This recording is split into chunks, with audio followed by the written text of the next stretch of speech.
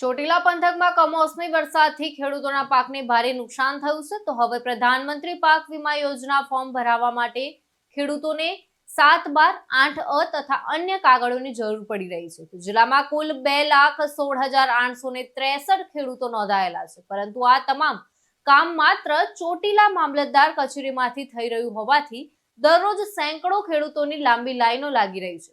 પોર્ટલનો server અત્યંત ધીમો ચાલતો હોવાથી એક ફોર્મ ભરવામાં 10 થી 15 મિનિટ લાગી રહી છે, જેના કારણે 15 દિવસનું કામ 20 થી 25 દિવસે પણ પૂરું થાય તેમ નથી. તો તંત્રએ તારીખ 14મીએ ખેડૂતોને 15 દિવસમાં ફોર્મ ભરી દેવાની સૂચના આપી છે, પરંતુ હાલની વ્યવસ્થાથી આ અશક્ય જણાય છે. ખેડૂતો ખાસ કરીને વૃદ્ધોને 2-2 કલાક લાઈનમાં ઊભું રહેવું પડે છે, જેનાથી તેમને ભારે હાલાકી ભોગવવી પડી રહી છે.